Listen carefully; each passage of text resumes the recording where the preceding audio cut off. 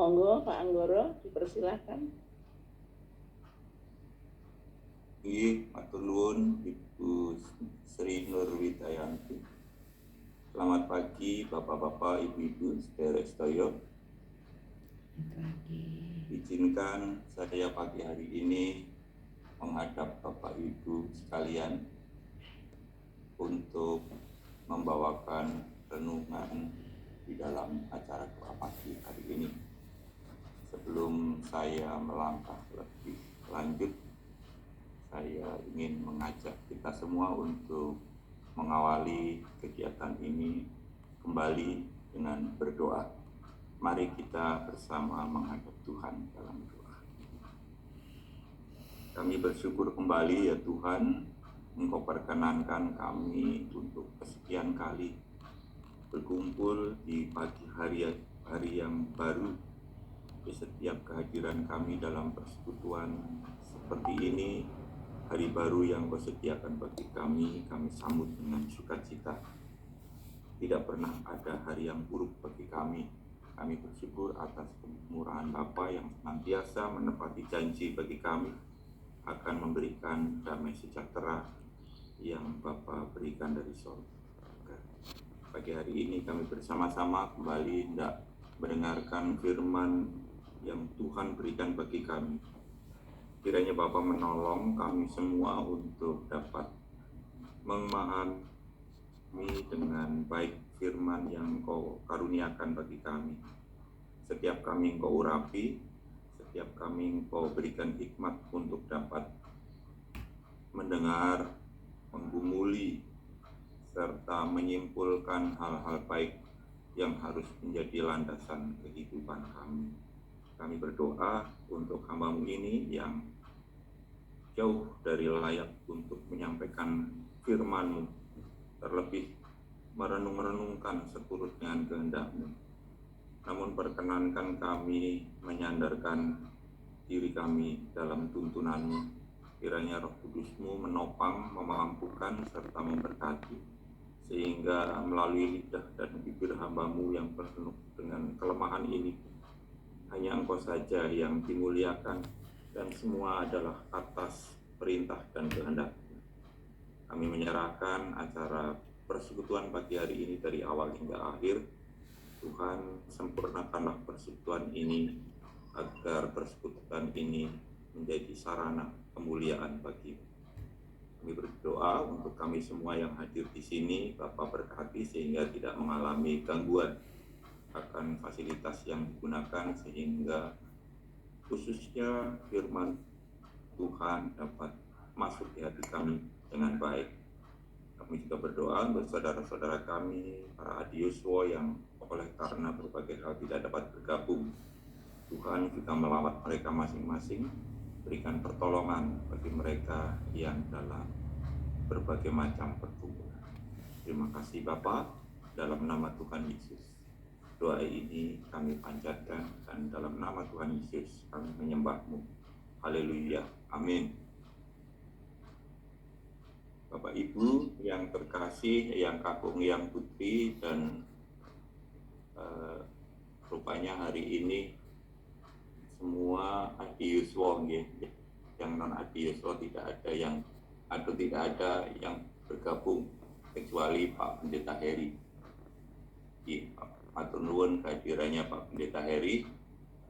Kehadiran Pak Pendeta Heri tidak saja membuat kami merasa lengkap, tapi juga menggiring kami untuk menyampaikan segala sesuatunya melalui renungan dengan penuh perasaan. Karena bagaimanapun juga di hati kami, saya khususnya tentu merasa saya mampu begini juga antara lain belajar dari Pak Heri ya, sering berkhotbah di hadapan kami. Nyuwun pangapunten, nyuwun izinipun Pak Pendeta Heri. Iya, monggo, terima kasih Pak. Iya, matur nuwun. Baik Bapak Ibu, pada pagi hari ini firman Tuhan yang saya pilih untuk kita renungkan bersama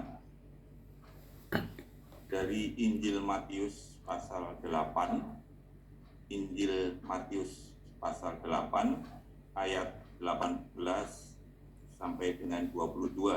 Kalau kemarin saya memberi informasi kepada Pak Kris sampai dengan pasal 21, maaf Pak Kris, ternyata sampai 22. Injil Matius pasal 8 ayat 18 sampai dengan 22. Judul perikopnya adalah mengikut Yesus, dan saya mengambil tema juga mengikut Yesus. Saya akan membacakan untuk kita semua. Ketika Yesus melihat orang banyak mengelilinginya, ia menyuruh bertolak ke seberang. Lalu datanglah seorang ahli Taurat dan berkata kepadanya, "Guru, aku akan mengikut engkau. Kemana saja engkau pergi?" Yesus berkata kepadanya, "Rubah mempunyai liang, dan burung mempunyai sarang, tetapi anak manusia tidak mempunyai tempat untuk meletakkan kepalanya." Seorang lain, salah satu muridnya berkata kepadanya, "Tuhan, izinkanlah aku pergi dahulu menguburkan ayahku." Namun Yesus berkata kepadanya, "Ikutlah aku, dan biarlah orang mati menguburkan orang mati mereka." Demikian firman Tuhan di dalam Injil Matius pasal 8 ayat 18 sampai dengan 21. Berbahagia kita semua yang pagi hari ini diperkenankan untuk bersama-sama membaca, mendengarkan firman Tuhan, dan semoga firman ini memberkati kita sepanjang hari ini. Amin. Bapak Ibu yang terkasih, beberapa tahun lalu kita sebagai Adiuswo, pada masa itu masih belum Adiuswo, ada sebuah film yang sering kita tonton. Dulu belum ada televisi swasta gitu. Ada beberapa memang, dan salah satu film yang diputar oleh TVRI, karena usia kita pada saat itu masih kisaran antara 30 sampai 35 mungkin.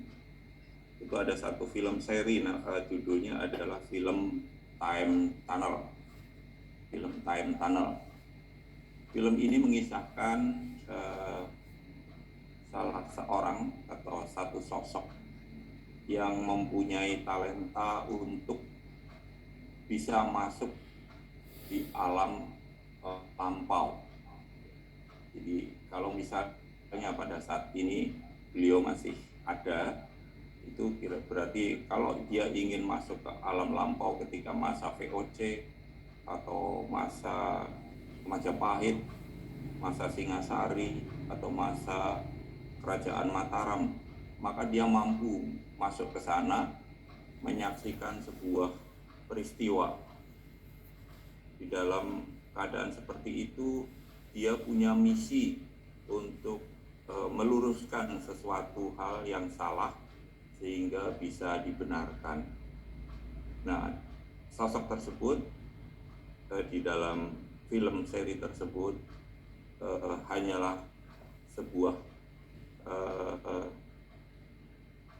penggambaran atau mengangkat sebuah fakta dari karunia seseorang yang mempunyai talenta untuk bisa melihat apa yang terjadi di masa lampau. Kemudian oleh seorang sutradara, beberapa pengalaman yang dialami oleh orang tersebut kemudian diangkat menjadi satu mini seri di televisi waktu itu, kalau saya tidak salah adalah di TVRI, dan sangat menarik, membuat pemirsa bisa melihat apa yang terjadi sesungguhnya terjadi ketika terjadi Perang Dunia Kedua misalnya. Apa yang terjadi di suatu tempat pada saat kelaparan melanda dunia pada masa lampau. Banyak sekali yang bisa kita lakukan, namun sayangnya menurut beberapa komentator film tersebut banyak dipoles sehingga banyak kejanggalan-kejanggalan yang terjadi, khususnya karena memang peristiwa lampau yang sudah terjadi tidak bisa diluruskan kembali sekalipun itu salah, maupun peristiwa masa lampau tidak bisa diperbaiki. Jadi apa adanya karena semuanya sudah dalam tanda petik terlanjur terjadi. Itu sedikit gambaran saya untuk mengajak kita bersama untuk merenungkan tema pada saat ini, yaitu mengikut Yesus. Kemudian saya juga untuk itu mengajak kita bersama sejenak untuk bertime tunnel. Mari kita mencoba mengingat beberapa tahun yang lalu. Kalau umur kita sekarang 60, berarti kita mencoba kembali ke masa lampau, bertime tunnel ketika usia kita 5-6 tahun atau mungkin sampai dengan 10 tahun. Coba kita bayangkan posisi kita pada saat itu. Tentunya kita pernah meminta atau memohon kepada orang tua kita. Kita matur kepada Bapak, Romo, atau Ibu, Simbo, Emak. Kita mungkin pernah matur begini, Bapak, atau Ibu, Emak, atau Simbo, Mbok saya diizinkan ikut ketika mereka akan pergi. Mbok saya diizinkan derek. Mbok saya diizinkan untuk ikut jalan-jalan, ikut ke pasar, ikut kemanapun. Nah, seringkali orang tua yang kita hadapi pada saat itu, saya berharap kita semua bisa membayangkan wajah orang tua kita, kalaupun pada saat ini sudah tidak ada. Kita bertanya-tanya. Kita menghadapi, melihat wajah mereka biasanya menatap tajam kepada kita. Setajam apa, saya yakin tidak ada orang tua yang menatap dengan tatapan kebencian atau tatapan amarah, tapi adalah tatapan yang penuh didikan, tatapan sayang. Dan seringkali ada syarat yang diberikan pada kita. Ger, kalau orang Jawa begitu ya, ger, du, le, mas, atau di, sebutan yang sering dipakai untuk orang tua kita kepada kita pada saat itu. Boleh kenal derek bapak, kenal derek ibu, atau derek emak, derek simbo, tapi ojo nakal ya, jangan nakal, jangan berbuat nakal. Nah, itu sering kata-kata yang keluar dari orang tua kita. Kalau orang tua kita berkata boleh derek, tapi jangan minta jajan, nah, biasanya itu juga menjadi syarat.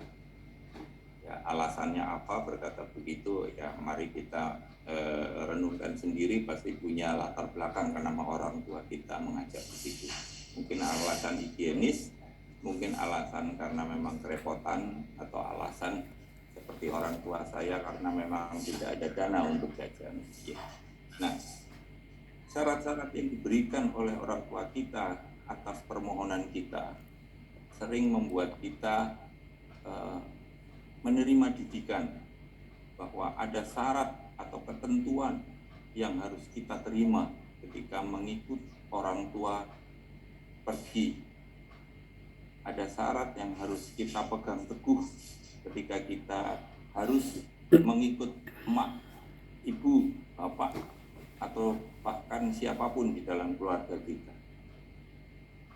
Mudah sekali seperti itu nampaknya, tapi tentu bagi kita yang pada saat itu mendapat syarat seperti itu, sungguh-sungguh menjadi satu warning atau peringatan keras bahwa kita harus menutup mata terhadap iming-iming di luar sana yang sebetulnya kita sebagai anak menginginkannya memperoleh, baik itu mainan, baik itu jajan, baik itu kita melihat misalnya ada kaos yang bagus, pengen, tapi kita sudah janji tidak boleh minta. Kita hanya ingin mengikut, seutuhnya mengikut apa yang dikehendaki oleh orang tua kita. Mengikut orang tua berarti adalah mengikut apa yang sudah orang tua kita berikan kepada kita. Bagaimana dalam hal kita mengikut Yesus? Dalam hal kita mengikut Yesus, kita pun juga bukan mendengar dari kata orang. Kita mengikut Yesus mendapat kata-kata langsung dari Tuhan Yesus. Kita mendengar atau membaca langsung bagaimana Tuhan Yesus memberikan peringatan atau syarat kepada kita untuk mengikut Dia. Jadi kita mengikut Tuhan Yesus bukan karena kata orang, bukan karena perkiraan. Kira-kira kalau mengikut Tuhan Yesus itu syaratnya begini, bukan. Kita mengikut Tuhan Yesus, kita mendengar, melihat, membaca langsung apa yang Tuhan kehendaki. Itulah pengajaran bagi kita pada pagi hari ini, bahwa kita untuk mengikut Tuhan Yesus ada satu hal pokok yang harus kita pegang, yaitu ketaatan. Pengajaran yang Tuhan berikan tidak main-main. Di dalam 3 Injil, Injil Sinoptik, Injil Matius, Injil Markus, Injil Lukas, ketiga-tiganya pengajaran ajakan Tuhan Yesus yang bersyarat itu ada. Artinya tidak main-main. Tidak hanya di salah satu Injil. Ketiga Injil itu menyatakan dengan jelas bahwa siapa yang ingin mengikut Tuhan Yesus ada syarat-syaratnya. Dalam konteks zaman dahulu, saya memikirkan bahwa mengikut Tuhan Yesus adalah tidak ada pilihan lain selain ikut dalam kehidupan yang menanggung kesukaran. Mengikut Tuhan Yesus dalam konteks pada saat itu adalah ikut hidup di dalam penderitaan, tantangan, dan berbagai macam hal yang dihadapi oleh Tuhan Yesus. Tuhan Yesus menyatakan bahwa untuk mengikut aku tidak punya tempat untuk berteduh. Dinyatakan rubah di dalam kitab Alkitab Perjanjian Baru, dinyatakan rubah. Kalau di dalam edisi yang lama itu serigala. Jadi rubah tidak mempunyai lubang, burung tidak mempunyai sarang, dan aku tidak punya tempat untuk membaringkan kepalaku, kata Tuhan Yesus. Jadi mengikut Tuhan Yesus adalah bersedia hidup seperti Tuhan Yesus lakukan. Tuhan Yesus tidak mempunyai tempat yang tetap untuk tinggal di dunia ini, karena Tuhan Yesus harus berjalan terus dari satu tempat ke tempat lain untuk mengingatkan dan menolong orang-orang. Tuhan Yesus harus terus berpikir, tidak bisa meletakkan kepalanya, tidak ada tempat untuk meletakkan kepalanya. Artinya pikiran ini tidak akan istirahat. Pikiran yang ada di kepala akan terus berpikir bagaimana berkehidupan seperti yang diutus oleh Bapa. Bagaimana berkehidupan agar orang-orang menerima keteladanan seperti yang dilakukan oleh Tuhan Yesus. Tidak ada waktunya kepala untuk dibaringkan, tidak ada waktunya pikiran untuk istirahat. Yang ada adalah kepala ini dipenuhi dengan ketaatan dan kepenuhan untuk mentaati apa yang Tuhan kehendaki. Oleh karena itu, ketika ada ahli Taurat menyatakan, aku ingin mengikut engkau, maka Tuhan Yesus memberikan satu gambaran yang apabila digali lebih dalam lagi, itu satu gambaran penderitaan yang mungkin tidak tertanggungkan oleh manusia. Tidak ada tempat untuk beristirahat, tidak ada rubah, tidak ada lubang persembunyian untuk rubah, tidak ada sarang untuk burung, tidak ada tempat untuk membaringkan kepala. Ini berat sekali. Sedangkan manusia membutuhkan tempat untuk istirahat dan berteduh, membutuhkan sarang untuk bersantai-santai, beristirahat, memulihkan segala sesuatu, dan butuh tidur. Pikiran butuh berhenti untuk bisa beristirahat dengan baik. Tapi Tuhan katakan, tidak ada tempat untuk berlindung, tidak ada sarang untuk beristirahat, dan pikiran ini tidak ada waktu untuk diam. Berpikirlah terus untuk kemuliaan Tuhan, untuk mengikut Tuhan. Berat sekali bagi manusia. Terlebih ketika salah satu murid yang sedang ikut mendengarkan Tuhan Yesus di sana berkata, aku juga ingin ikut Engkau Tuhan, tapi aku ingin menguburkan lebih dahulu ayahku. Tuhan Yesus menyatakan, sepintas ini seperti sangat tidak etis ya jawaban Tuhan Yesus. Kalau kamu mau mengikut aku, ikutlah. Tidak usah memikirkan orang yang sudah mati. Orang yang mati biarlah dikuburkan oleh orang mati. Demikian Tuhan Yesus menjawab. Sepertinya jawaban ini sepintas seperti jawaban yang tidak etis. Namun sesungguhnya di dalamnya tidak berbeda jauh dengan apa yang disampaikan Tuhan kepada ahli Taurat, bahwa mengikut Tuhan adalah mengorbankan segalanya. Mengikut Tuhan adalah melakukan segala hal yang sudah Tuhan Yesus teladankan bagi kita semua. Bapak Ibu, memang tidak dijelaskan di dalam bacaan ini apakah ahli Taurat itu bisa menerima syarat yang diberikan oleh Tuhan Yesus, atau apakah muridnya yang berkata bahwa dia ingin mengikut Tuhan Yesus akan tetap mengikut Tuhan Yesus dan melupakan bahwa dia harus menguburkan orang tuanya. Namun kita yakin dan percaya bahwa setiap firman yang Tuhan Yesus berikan, baik saat itu maupun saat ini, akan tertanam di hati manusia. Baik cepat ataupun lambat, itu akan tumbuh dan mengubah hati manusia untuk berupaya supaya keinginannya mengikut Tuhan Yesus bisa diterima. Bagaimana dengan kita pada saat ini? Keputusan kita untuk mengikut Tuhan Yesus, kita sadari itu semata-mata bukan keputusan pribadi kita. Di dalam keputusan kita untuk mengikut Tuhan Yesus, ada pribadi yang mempengaruhi dan mengelola hidup kita untuk benar-benar bisa dan berusaha memenuhi syarat yang Tuhan Yesus berikan.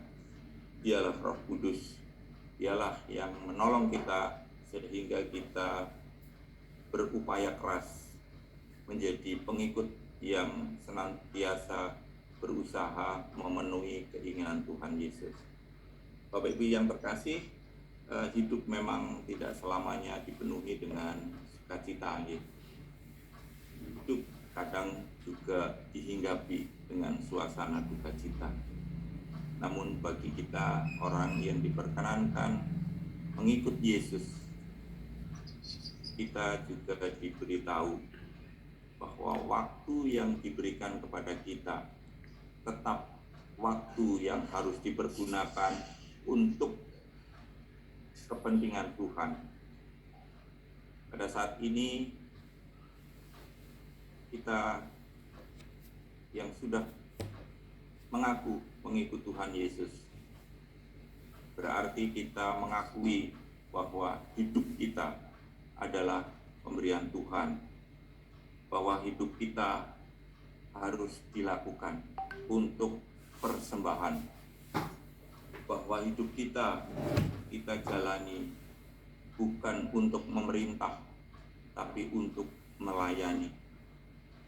Artinya bahwa keinginan Tuhan Yesus di dalam 3 hal itu, bahwa hidup kita adalah anugerah, bahwa hidup kita adalah untuk melayani, dan hidup kita adalah untuk memenuhi segala kehendak-Nya, adalah hidup atau syarat yang harus kita penuhi dalam kehidupan kita.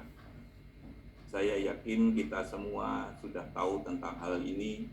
Namun satu hal yang ingin saya ajak di pagi hari ini, mari kita sejenak melihat diri kita masing-masing. Kita berintrospeksi apakah kita sungguh-sungguh sudah mengikut Tuhan. Barang siapa yang sudah menggenapi kehendak Tuhan, maka kita adalah pengikut Tuhan. Tuhan Yesus menyatakan di dalam Injil Matius bahwa untuk mengikut Tuhan kita harus memikul salib supaya kita layak di hadapannya. Demikian kebenaran Tuhan bahwa kita untuk 100% dapat mentaati kehendak-Nya, maka kita harus 100% hidup bersama Tuhan. Hidup bukan untuk bolak-balik untuk urusan lain, tapi terus hidup berjalan bersama Tuhan. Perjalanan hidup kita sampai dengan saat ini sebagai Adiuso adalah anugerah. Kita menerima pemberian dari Tuhan. Masih ada waktu bagi kita untuk memperbaiki setiap hal yang belum sepenuhnya kita lakukan. Mari Bapak Ibu sekalian, saya mengajak kita semua yang sudah menyatakan diri mengikut kepada Tuhan, ambillah waktu kadang-kadang untuk bertime tunnel, bahwa pengakuan kita pada saat kita mengaku percaya, baik itu CD maupun baptis dewasa, apa yang kita nyatakan itu menjadi langkah penuntun bagi kita, bahwa kita menyatakan iya dengan sepenuh hati, tidak artinya tidak ada kesempatan kita untuk menyimpang ke kanan atau ke kiri. Mengikut Tuhan adalah menyerahkan diri sepenuhnya serta mengandalkan Tuhan menjadi jurumudi kehidupan kita. Demikian renungan saya pada pagi hari ini. Harapan saya semoga Tuhan menolong kita semua memahami firman Tuhan, sekalipun saya tidak mampu memberikan renungan dengan sempurna. Kiranya Tuhan menyempurnakannya di dalam hati Bapak Ibu dan dapat menjadi berkat. Amin.